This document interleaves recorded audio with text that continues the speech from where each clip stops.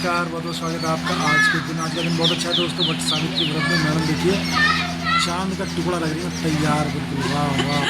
और ये देखो ज़बरदस्त हुई है, बहुत ज़बरदस्त मैडम ने तैयारी करी है पूजा की। और दोस्तों मैडम से पूछते हैं, मैडम बहुत अच्छा लग रहा है। पहली बार हमने वट सावित्री पूजा करी है और जो कि मुझे बहुत अच्छा लग रहा है, बहुत अच्छा फील हो रहा है। हालांकि मैं पूरा मूड में थी इस बार पूजा करने के लिए और यही मैं साड़ी लेकर आई थी। साड़ी मेरा कैसा लग रहा है ये बताओ पहले। बहुत साड़ी ये देखिए दोस्तों, वाह, ये देख लो एक बार ये देखिए दोस्तों, वाह वाह, कैसा लग रहा है। ऊपर से नीचे तक मैडम तो कतर लग रही है, अच्छा लग रहा है, पटाखा लग रही है, पटाखा। तो ये मेरा वट सावित्री पूजा की जो साड़ी था, लेकिन हमारे यहाँ मतलब वो क्या कहते हैं उसे, क्या हो गया था गाँव में दोस्तों कोई मैटर हो गया था, पोता हुआ था। मुझे बहुत खुशी की बात है। मैडम आपका पोता है, लग तो नहीं रहा। मैं दादी बन गई हूँ। उम्र तो बहुत कम है आपकी। उम्र कम है लेकिन मैं दादी बन गई इसी उम्र में। मुझे बहुत अच्छा लगा, इसीलिए मैं वट सावित्री पूजा नहीं रख पाई हूँ, बट अगले बार से मैं रखूँगी। तो चलिए दोस्तों, बहुत बढ़िया, मज़ा आ गया दोस्तों। पहली बार मैडम ने बढ़िया से व्रत किया है, तैयारी करी है। मुझे बहुत खुशी हुई दोस्तों, मैं भी लगा रहता हूँ। बड़ी दूर से फूल माला लेकर आऊँ, यहाँ मिली नहीं गर्मी में दोस्तों। तो थैंक यू सो मच। माला पहनाती हूँ। देखो दोस्तों, मैडम शादी कर दी दोबारा मुझसे।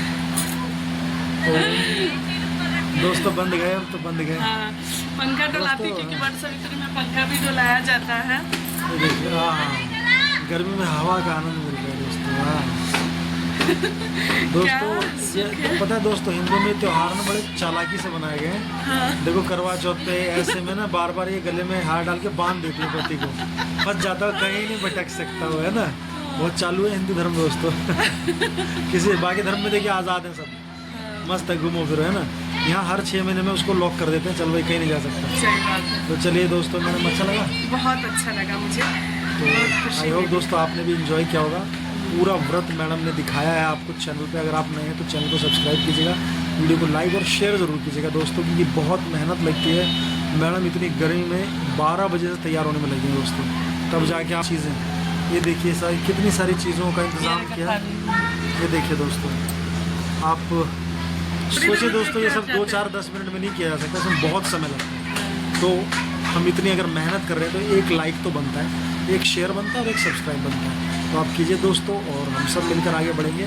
चलिए दोस्तों, मैम आपको कुछ कहना है? हाँ, मुझे मेरे वीडियो को इतना शेयर करिए कि इस वीडियो पर 1 लाख व्यूज़ तो आना चाहिए। 1 लाख व्यूज़ और 10,000 लाइक्स टारगेट। हाँ, टारगेट होगा तभी कमेंट भी कर देना। ज़्यादा कमेंट नहीं करना तो 1000 कर देना। तो चलिए दोस्तों, मैम कुछ कहना चाहेंगी? बहुत अच्छा लगा मुझे, इतना खुशी मिला। ऐसा लग रहा है कि रियल में ही वट सावित्री पूजा की हूँ, बट आप लोगों को दिखाने के लिए। नमस्ते दोस्तों, आप सभी का स्वागत है मेरे चैनल रूबी अमर ब्लॉग्स में। आज का ब्लॉग बहुत ही स्पेशल है क्योंकि आज मैं आप सभी को दिखाने वाली हूँ वट सावित्री पूजा, वो भी बिल्कुल बिहार के ट्रेडिशनल तरीके से। मैं अभी दिल्ली में हूँ, लेकिन मैं अपनी परंपरा और संस्कृति को बिल्कुल वैसे ही फॉलो कर रही हूँ जैसे हमारे बिहार में होता है। दोस्तों, वट सावित्री का व्रत हर शादीशुदा महिलाएं अपने पति की लंबी उम्र और अच्छे स्वास्थ्य और सुख समृद्धि के लिए रखती है। इस दिन महिलाएं सुबह जल्दी उठ करके स्नान करती है, साफ सुथरे कपड़े पहनती है, 16 श्रृंगार करती है और पूरे श्रद्धा भाव से पूजा की तैयारी करती है। आज मैं भी सुबह से ही पूजा की सारी तैयारी कर रही हूँ। पूजा में जो जो सामग्री लगती है, जैसे फल फूल, सिंदूर, धागा, दिया और पूजा की थाली, सब मैंने रेडी कर लिया है। अब मैं आपको बताती हूँ कि आखिर वट सावित्री क्यों मनाया जाता है। तो पौराणिक कथा के अनुसार सावित्री नाम की एक बहुत ही पतिव्रता और बुद्धिमान स्त्री थी। उनका विवाह सत्यवान से हुआ था, लेकिन शादी के पहले ही ऋषियों ने बता दिया था कि सत्यवान की आयु बहुत कम है और उनकी मृत्यु जल्दी होने वाली है। फिर भी सावित्री ने सत्यवान से ही विवाह किया क्योंकि वो अपने पति से बहुत प्रेम करती थी और वो अपने निर्णय पर अड़ी रही। जब सत्यवान की मृत्यु का समय आया तो वो जंगल में लकड़ी काटने गए थे। वहीं बरगद के पेड़ के नीचे सत्यवान की मृत्यु हो गई। तब यमराज सत्यवान के प्राण लेने आए, लेकिन सावित्री ने हार नहीं मानी। वो यमराज के पीछे पीछे चलती रही। सावित्री की बुद्धिमानी, प्रेम, समर्पण और पतिव्रता धर्म से यमराज बहुत प्रभावित हुए। यमराज ने सावित्री से वरदान मांगने को कहा। सावित्री ने पहले अपने सास ससुर के सुख और समृद्धि का वरदान मांगा, फिर अपने पति के लिए भी सुख मांगा। आखिर में सावित्री ने संतान का वरदान मांग लिया। तब यमराज समझ गए कि बिना सत्यवान को जीवित किए सावित्री को संतान कैसे मिलेगी। इसी तरह यमराज को सत्यवान के प्राण वापस करने पड़े और इसी कारण से वट सावित्री व्रत किया जाता है। ये व्रत प्रेम, संपन्न और विश्वास और पति पत्नी के अटूट रिश्ते का प्रतीक माना जाता है। दोस्तों, अब मैं बरगद के पेड़ की पूजा कर रही हूँ। वट यानी बरगद का पेड़ लंबी आयु और स्थिरता का प्रतीक माना जाता है। अब मैं पेड़ के चारों और मैं आपको बताऊं, यहाँ पर देखिए मैं बैठी हूँ और सारा सामान मैं लेकर आ गई हूँ और इसके चारों तरफ साफ सफाई की बिल्कुल ध्यान रखना चाहिए। जहाँ भी आप पेड़ के पास जाते हैं तो वहाँ भी अगर आप घर पे लाते हैं तो डाली को पूजा करने से एक दिन पहले, जिस दिन वट सावित्री पूजा होता है उससे एक दिन पहले डाली को घर पर ले आया जाता है तोड़ करके, क्योंकि जिस दिन पूजा होता है उस दिन डाली नहीं तोड़ा जाता है। और चारों तरफ से इसकी सिंचाई हम कर लिए हैं और वहाँ पर भी चारों तरफ से साफ सफाई का बिल्कुल ध्यान रखना चाहिए। और हम बरगद का पत्ता है 7 पत्ता लेंगे और 7 पत्ता को 7 जगह रख देंगे, क्योंकि हमारे यहाँ बिहार में इसी तरीक़ा से पूजा किया जाता है। बहुत जगह केला के पत्ता पर पूजा करते हैं, लेकिन हमारे बिहार में बरगद के पत्ता से ही पूजा किया जाता है। जैसा पूजा होता है वैसा मैं करके आपको दिखा रही हूँ, क्योंकि हमारी भाभी है इसी तरीक़े से पूजा करती है। मैं कभी की नहीं हूँ, जब से मेरी शादी हुई है तब से मैं नहीं की हूँ, क्योंकि हमारे यहाँ नहीं होता है तो इसलिए मैं नहीं करती थी। और अब मुझे बहुत ज़्यादा मन कर गया पूजा करने का, क्योंकि सारी लेडीज़ को मैं देखती हूँ वट सावित्री की पूजा करते हुए, तो मुझे भी बहुत ही अच्छा लगा और ये पूजा मुझे बहुत अच्छा लगता है। मुझे इतना अच्छा लगता है कि मैं क्या ही बताऊं। तो इसलिए मैं अपने आप को रोक नहीं पाई हूं और मैं भी आ गई हूं पूजा करने। और मैं बिल्कुल बिहार के रीति रिवाज के ही अनुसार मैं पूजा करके आपको दिखाऊंगी भी। तो आप मेरे वीडियो में शुरू से लेकर के एंड तक देखना, तभी आपको समझ में आएगा मैं पूजा कर रही हूँ तो कैसे कर रही हूँ। हाँ, एक चीज़ और मैं बताना चाहती हूँ कि इससे मतलब ऐसा माना जाता है कि जिस तरह बरगद का पेड़ लंबे समय तक जीवित रहता है, उसी तरह परिवार में भी सुख शांति और लंबी आयु बनी रहे। इस दिन महिलाएं अपने पति की लंबी उम्र, परिवार की खुशहाली और घर की समृद्धि के लिए प्रार्थना करती है। मैं भी भगवान से यही प्रार्थना करती हूँ कि मेरे परिवार पर हमेशा कृपा बने रहे, सब स्वस्थ रहे और खुश रहे। मेरे हस्बैंड भी आज मेरे साथ है और मेरी बेटी ने भी आज मेरी बहुत मदद की है। फैमिली के साथ त्यौहार मनाने का मज़ा ही अलग होता है। दिल्ली में रहते हुए भी मैं बिहार की रीति रिवाज को मैं फॉलो कर रही हूँ और मुझे बहुत अच्छा लगता है। चाहे हम कहीं भी रहें, अपनी संस्कृति और रीति रिवाज कभी नहीं भूलना चाहिए। बहुत लोग हैं जो भूल जाता है, जहाँ जाता है वहीं का रीति रिवाज फॉलो करने लग जाता है, बट वो भी सही है। लेकिन मेरा ये भी एक मानना है कि आप चाहे कहीं भी रहें, लेकिन अपनी रीति रिवाज, अपनी संस्कार, ये चीज़ कभी नहीं इंसान को भूलना चाहिए, जो कि मैं भी नहीं भूली हूँ। मैं हमेशा याद रखती हूँ और मेरे यहाँ जिस तरीक़ा से पूजा पाठ किया जाता है मैं उसी तरीक़ा से करती हूँ। मैं दिल्ली वाले तरीका भी अपनाती हूँ। बहुत सारे पूजा है जो कि मैं दिल्ली के तरीका से भी करती हूँ, लेकिन मुझे बहुत ऐसा पूजा है जो मैं बिहार के तरीका से भी करती हूँ। मैं दोनों तरीका अपनाती हूँ, क्योंकि मैं अपनी संस्कृति और अपनी रीति रिवाज को मैं बिल्कुल भूली नहीं हूँ और मुझे अपनी संस्कृति और रीति रिवाज मुझे बहुत अच्छा लगता है। इतना अच्छा लगता है कि मैं क्या ही बताऊँ। अगर आप भी वट सावित्री व्रत रखते हैं तो कमेंट में ज़रूर बताइए कि आप किस स्टेट से हैं और कहाँ से मुझे देख रहे हैं और आपके यहाँ ये पूजा कैसे होती है। हर जगह अलग अलग तरीक़ा से पूजा होता है, अलग अलग रीति रिवाज होता है, लेकिन कुछ चीज़ें सेम होती है, क्योंकि जैसे इसमें धागा लपेटना ये सेम होता है, बरगद के पेड़ के पास जा कर के पूजा करना ये भी सेम होता है। और बहुत जगह बहुत सारे फल रखते हैं, अपना कहते हैं ना कि अपना शक्ति के अनुसार इंसान करता है, जिसको जितना होता है भाव होता है उतना रखता है, लेकिन अगर आपके पास कम भी है तो भी चल जाएगा। लेकिन बहुत जगह जनेऊ भी रखता है। हमारे बिहार में भी जनेऊ चढ़ाते हैं, जैसे गौरा गणेश यहाँ पर बनाया जाता है तो उसको, और जो उस पर मतलब जनेऊ चढ़ाया जाता है गणेश जी को। लेकिन मेरे पास पूजा मैं नहीं कर रही थी, मैं इसलिए वीडियो बनाई हूँ, और मेरे पास इसलिए जनेऊ है भी नहीं, तो मैं कलावा को ही तोड़ करके वहाँ पर डाल दी हूँ। क्योंकि पूजा करती तो मैं सब कुछ लेकर के आती, लेकिन पूजा नहीं की हूँ मैं, वैसे ही मैं आपको वीडियो बनाकर दिखा रही थी, तो इसलिए मैं जो है घर में उसी से मैं एडजस्ट कर रही हूँ। ठीक है, तो आपके यहाँ कैसे होता है, किस तरीके से पूजा करते हैं, तो वो चीज़ मुझे बताना, क्योंकि मुझे बहुत अच्छा लगेगा। मुझे कमेंट में बताना कि आपके यहाँ किस तरह से पूजा किया जाता है। हमारे यहाँ इसी तरह से पूजा किया जाता है, क्योंकि इस वट सावित्री पूजा में सबसे मेन चीज़ माना गया है वो है आपके शादी का सिंघोरा। वो चीज़ तो रहना ही चाहिए, क्योंकि इसके बिना तो नहीं होता है। ये सुहागन की ही ये व्रत होता है, हर सुहागन स्त्री ही इस व्रत को करती है। और चना भी रखा जाता है, क्योंकि चना से ही ये पूजा शुभ माना गया है। चना हो गया, पूरी हो गया, गुलगुला हो गया, ये सब चीज़ चढ़ाया जाता है सत्यवान और सावित्री को। और बरगद के पेड़ पर ये जो हम उसके नीचे गौरा और गणेश जी बनाते हैं, वहाँ पर भी चढ़ाया जाता है।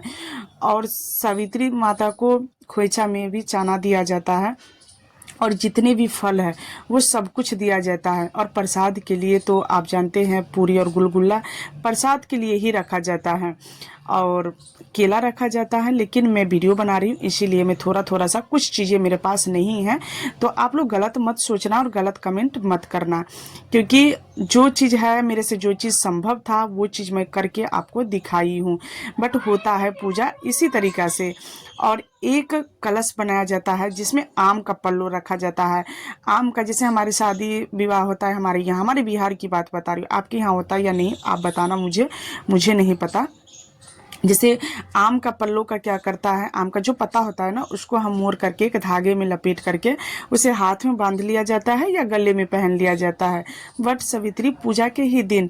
वैसे ये पूजा बरगद के पेड़ के ही पास अच्छा होता है, क्योंकि वहाँ जितना माना जाता है, मेरे यहाँ बड़े बूढ़े बताते थे कि जितना बरगद का पेड़ जितना पुराना हो उतना ही लंबी उम्र पति का होता है, और उतना ही अच्छा ये त्यौहार को मनाया जाता है। वैसे डाली तोड़ करके लोग पूजा तो करते हैं, बट ये तरीका बिल्कुल सही नहीं माना जाता है।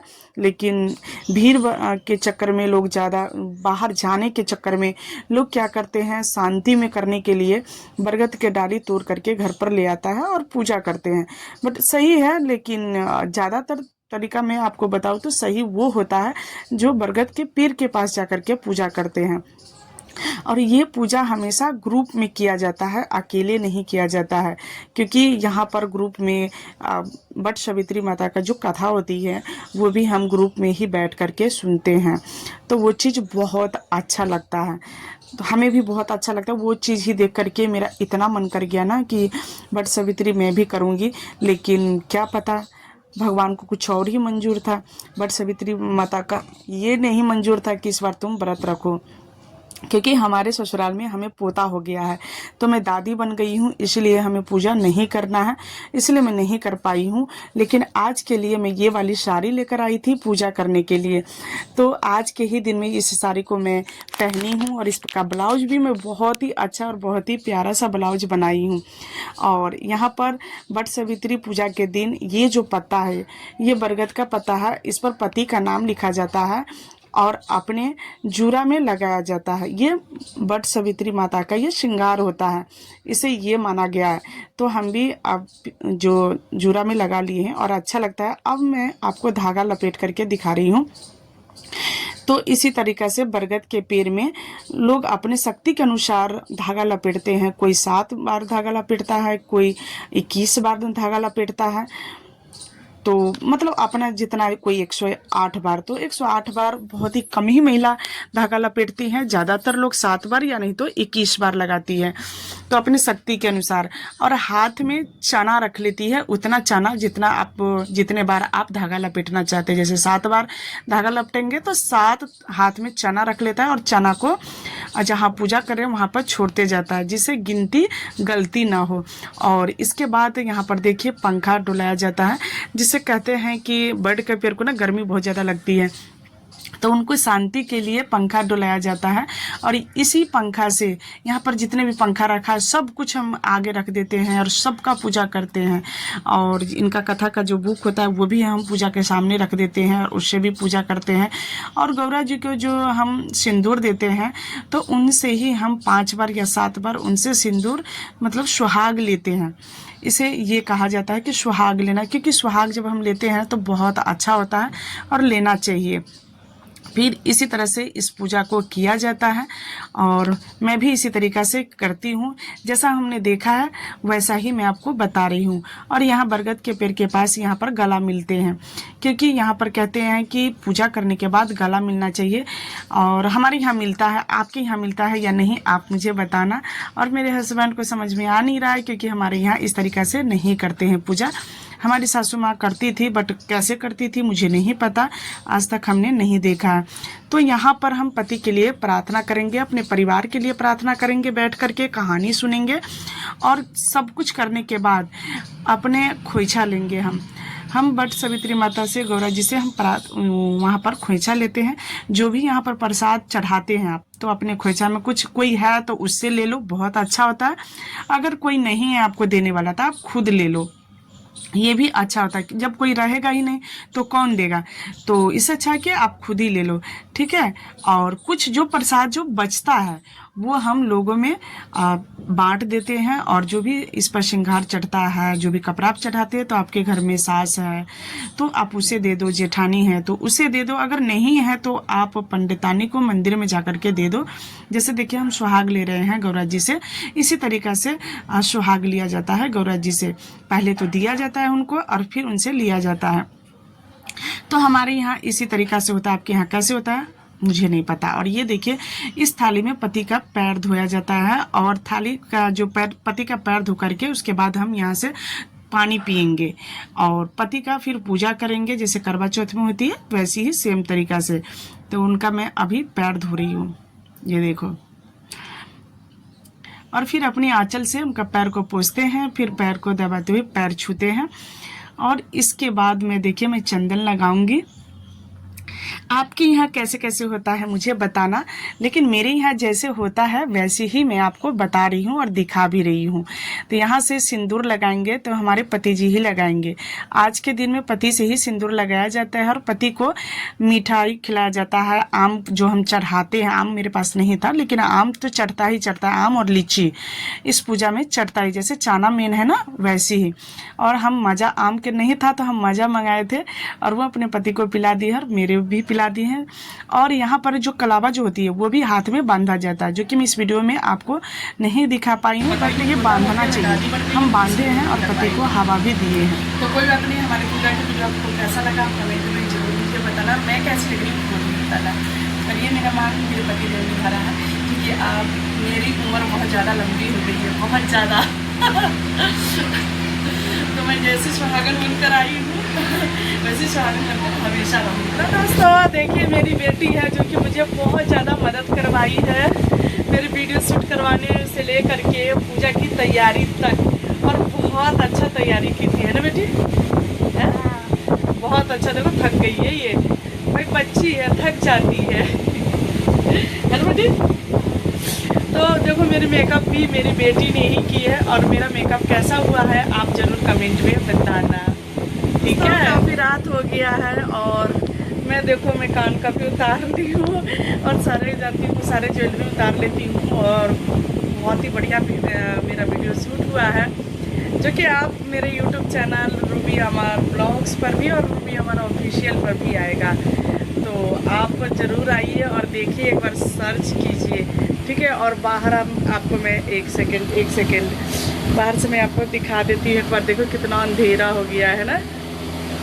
तो गाइस वीडियो शूट करते करते ही अंधेरा हो गया है और काफ़ी टाइम हो गया। मुझे भूख लगी है बहुत ज़्यादा और कोई नहीं है खाना देने वाला, तो मैं जाती हूँ खुद ही खाना लूँगी और खाऊँगी। इतना भूख लग गया ना वीडियो शूट करते करते, पूछो मत।